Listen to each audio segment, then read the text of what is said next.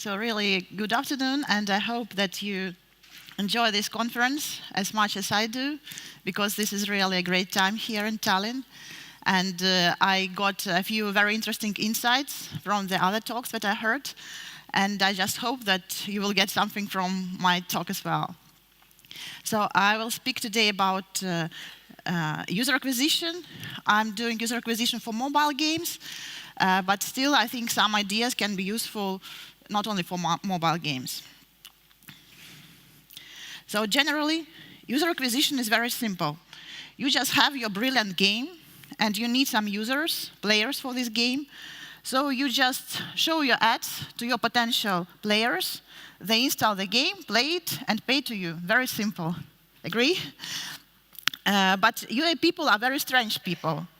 They try to make everything so complicated. For me, UA people look like a secret society, because they even have their own secret language. You see? This is just what UA people are talking. Some KPIs, maybe LTV, ROI, but then there comes CPMs, CPAs, CPP, and then there are ASA and ASO, and they say that you can use ASA for ASO, and that is true. And then there comes LAL and all kinds of CBO, DCO, VO, AO, and whatever. So you see, they try to make our life different. They're a secret society, I tell you. I'm a member of that society. So, and you know what AI here stands for? Artificial intelligence? No, it's audience insight. So whatever, they just make everything so complicated. So what can I say? OMG, WTF. Because, and you know what WTF stands for? It's Wikipedia, Twitter, Facebook. It's my generation, Wikipedia, Twitter, and Facebook. So, for example, your recommendation can sound like this. Use VO plus CBO plus DCO, and that will make your ROI grow. This is a valid recommendation. It's not a joke, I tell you. If you haven't tried it, you can try it. But it looks like this for me, like some chemical reaction, actually. And I think that UA is a chemical reaction, that it either happens or does not happen. Sorry. So when the people see your ad, there is some reaction, very chemical, or there is no reaction. So you must choose. And what about UA? Meet my friend, Roy. He's a very positive ROI, very positive guy. And everybody tells me, you must work with positive Roy. So this is my colleague. He is a very good colleague, and he's a dream team, So everybody wants to work with him, actually. I hope that he is your colleague or will be your colleague as well. And so very positive Roy comes on the stage where the game is already released and you have some purchases in the game. But we use UA for two main directions. One is soft launch stage, when you just can test the game. You can just see if the users can play it, what's their reaction, and so on. And then later you can work with positive ROI, with my friend and your friend, I hope. And what happens with UA? Usually it happens like this. I see UA like a boxing team, Usually the CPIs are very, very high. This is the cost per install. And they fight against the ARPU. This is the revenue that the users generate. And so it's usually very difficult. It's a very difficult game. But why, my friend, very positive Roy says you win? You know why?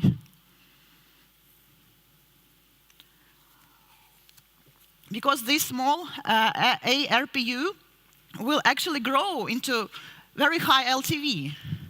So that's the moment that we should understand what's the lifetime value of our users. Because when we look at just 1, 2, 3 days in the game, and we see that we spend whatever, $100, and we got 5 cents back, we think, oh, it's a failure. But if there are enough opportunities in the game to come back for the users to retain and pay in the game, so they will come back and pay. And at my team, we are looking now at the period of 6 months lifetime, and we are going to 1 year lifetime. So it's an investment for a pretty long period of time, actually. And if you're just starting to advertise your game, I would recommend to start simply, to start with Facebook, Instagram. You just need Facebook Analytics for that, and also Google Ads. Because later on, when you want to scale your UA, when you want to go to many different sources, for example, like that Snapchat and Twitter and video networks, you actually need tracking. And AppsFlyer, for example, is very good tracking, but you have to pay for each user that you acquired to track them. So if you are just starting, you can do it in a very simple way. You can just use Facebook Analytics, and it is for free to use. So if you integrate Facebook Analytics, you can make your Facebook plus Instagram with 2-in-1 campaigns. Actually, it includes also Facebook Messenger and the Audience Network. And you can make your campaigns on installs and see how your game works. Also, you can do this with Google Ads for installs, but later if you want these campaigns to be optimized for purchases, you'll still need tracking. Okay, so how to choose geos, where to promote a game? Of course, we are all looking at very rich countries. We want our users to be from US or Australia or Germany. But when you actually look at the world, see, this is a light pollution map. So this is a very simple thing. Those who like stars, it's important for them to see where they can go, just to be in a dark place. But for us, we look differently at this map. This light pollution map also shows where money is. So the more light, the more money, very easy. So this is a hint for you to use. And actually, so you can see that you can go worldwide. The money is worldwide, actually. And for the very first campaign, I would recommend getting some cheap installs from the countries like, this is my experience, I say again. You can choose whatever you want, but I'm just sharing my experience. So countries like Brazil, Turkey, Philippines, they are English-speaking, Indonesia, also English-speaking, Russia, Ukraine, and others. So from those countries, if you run install campaigns in Facebook, you can get users, for example, for 10 cents per one user. And one campaign we ran recently, we got for 1 or 2 cents, euro cents, one user. So you can start with very low budgets, like 40, 60 euro per ad set, and have objective app installs. And then can use all placements, Facebook feed and stories, Instagram feed. And then you can target your audience. It's good if you understand what your audience is. For example, they are males of certain age and interests, or you can target a higher range of age, and you can see then in Facebook Analytics, you can see the statistics, which age reacted better, where was the chemical reaction better. Okay.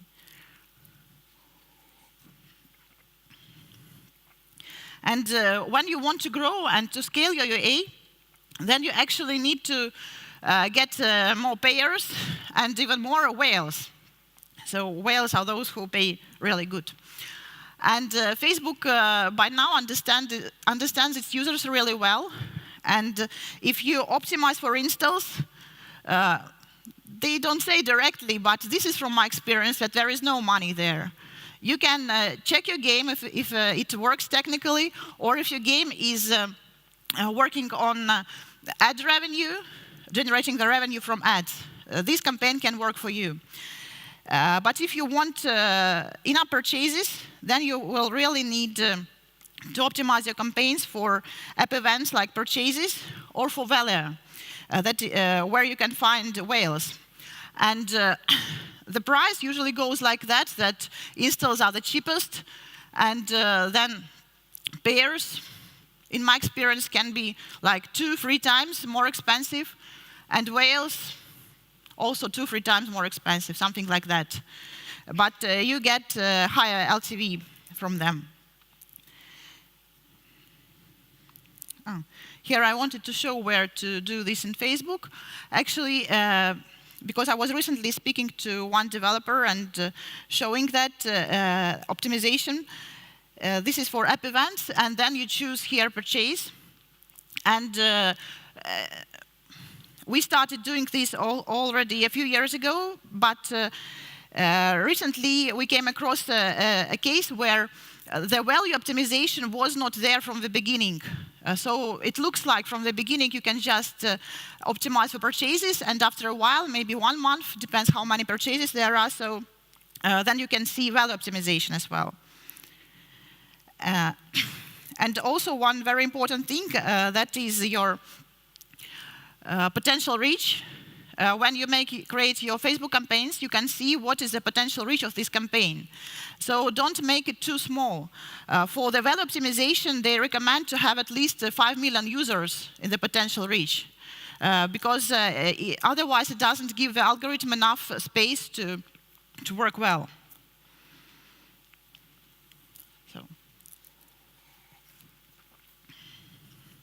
So there are different targeting options on Facebook.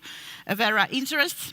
And the best things that we can use is similar games and lookalikes. I'll tell a bit about them now. And also there is broad targeting. Broad means only geo and demography. For example, like women of certain age in the USA. And I would say that some 2 years ago even, the broad targeting wasn't working so well. You couldn't get very good results, but at the moment, broad targeting combined with purchase optimization and value optimization works really well. Not only lookalikes and interests, but also broad targeting. So what is lookalike audience? That was LAL there in my secret language. For example, you can have your custom audience, your best audience.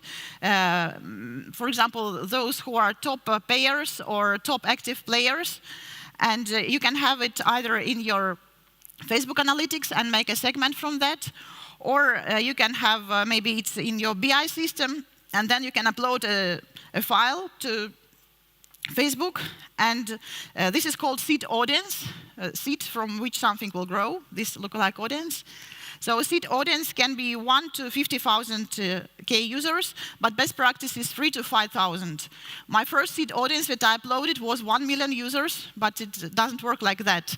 It's better that you take just the best users, just 5,000 of your best, very best users. And then Facebook rates lookalikes, so the people who are similar to those users. And it can be 1 to 5% lookalike for large countries and high percentage for smaller countries. So at the moment, this is how it works. I would say these are combinations. And in the very beginning, you can use it, installs plus broad targeting, interest, and lookalikes, or if you have very good ad monetization. But if you want good enough purchases, then try using all these campaigns, purchase plus broad, value plus broad, and all like that. All these 6 types of campaigns. You can also try installs if you want, but this is from my experience, this is what's working better. And it's good to use those combinations in each country tier. So for example, for tier 1 countries have all 6 campaigns, and tier 2 and tier 3, tier 4, whatever. So generally the number of campaigns can grow, but this is a good way to reach many users. And as I said, for value optimization, it's important to have at least 5 million in potential reach, and for purchase, at least 1 million. So if you just take one small country and create lookalike of 100 people, and then you say it doesn't work, don't blame me, please. I said it should be a high potential reach.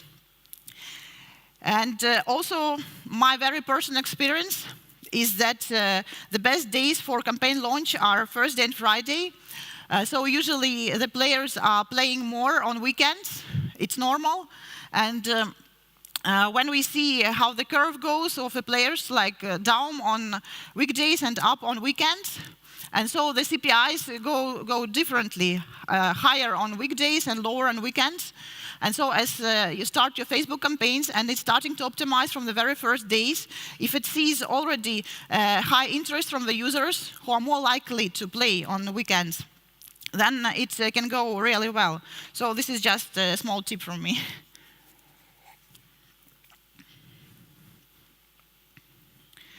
Also, there is also a question that are creatives and App Store optimization, that is your page in the store, important for UA?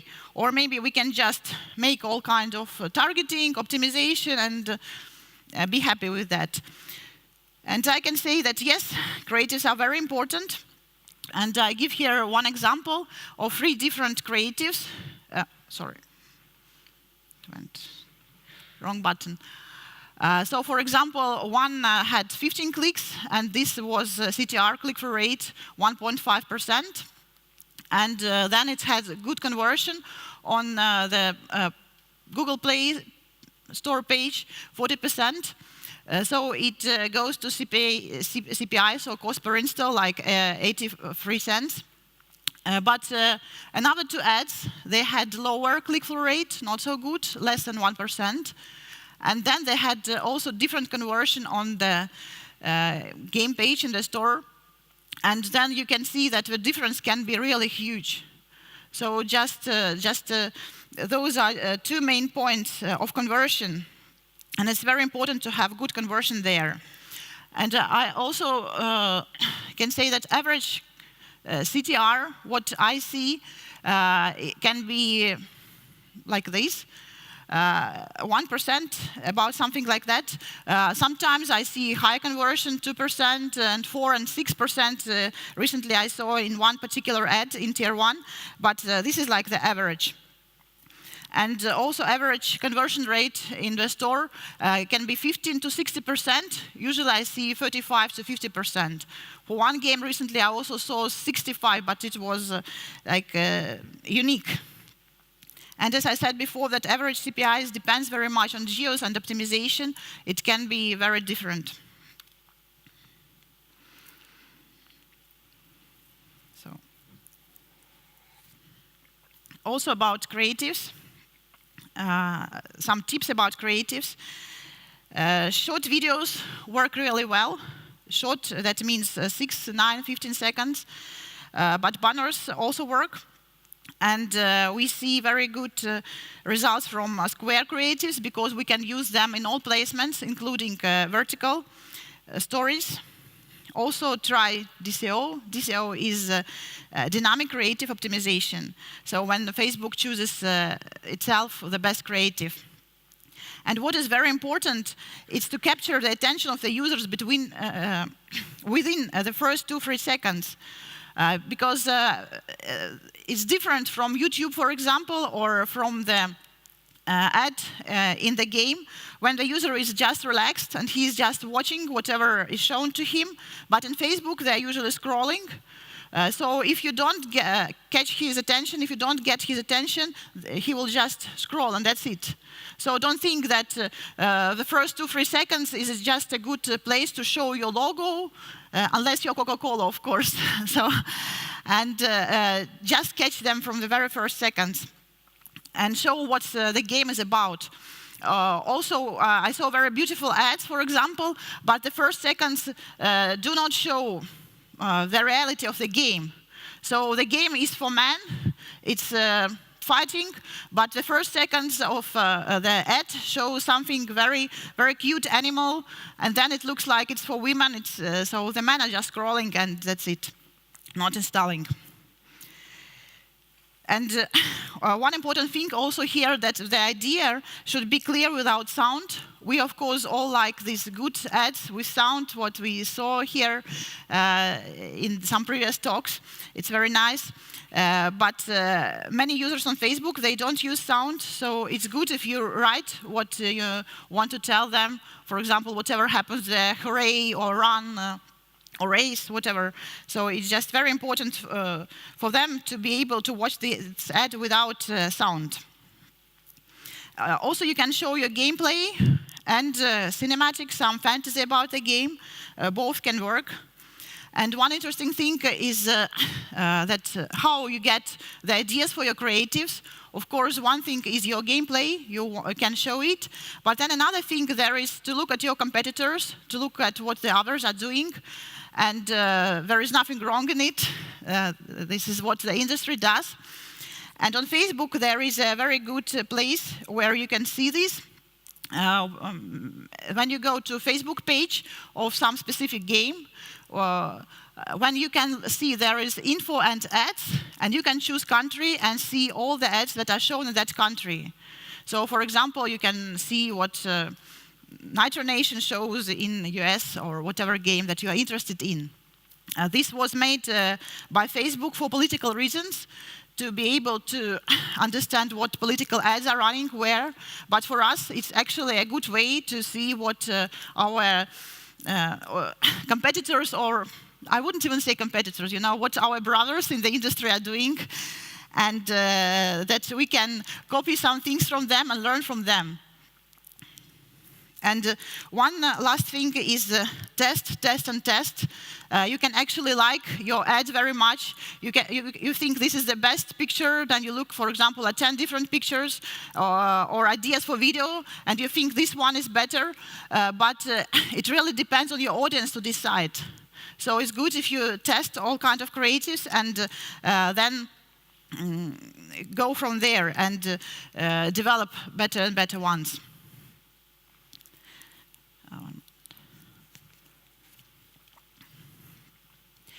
And it's also important for creatives to see what elements are there.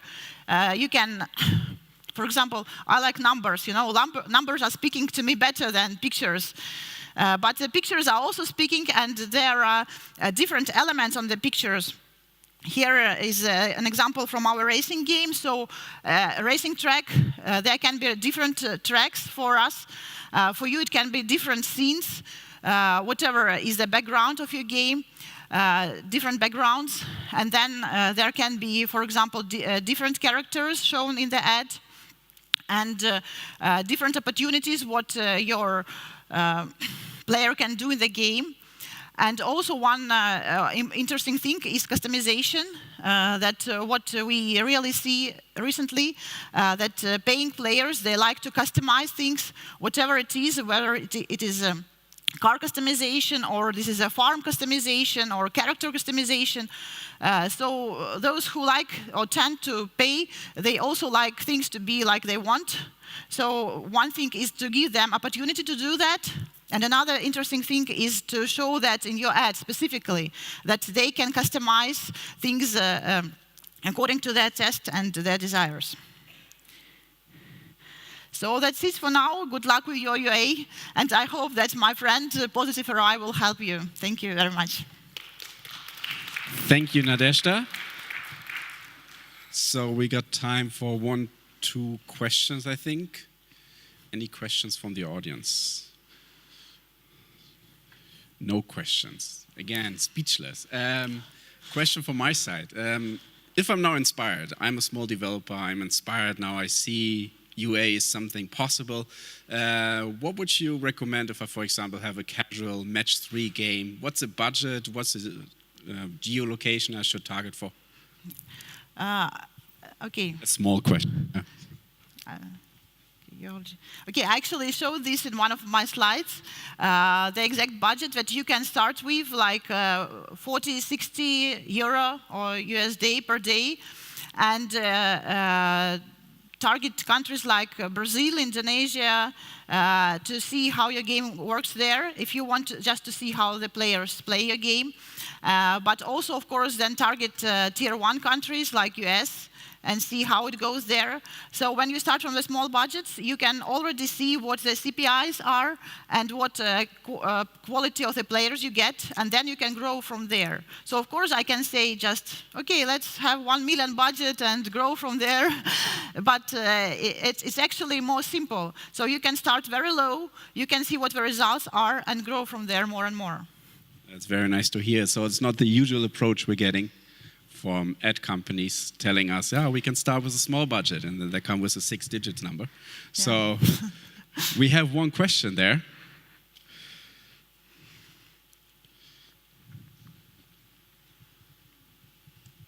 Thank you, Nadezda. Great presentation.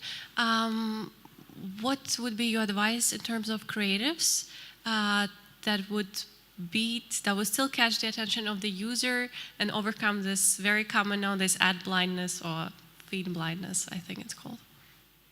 So I didn't get some creatives that can catch attention? Like an advice, yeah, to help your creatives catch the attention of the user, because a lot of users nowadays, they have this ad blindness. They just, like you said, they just scroll the feed and they don't really focus on the ads once they kind of recognize it's an ad.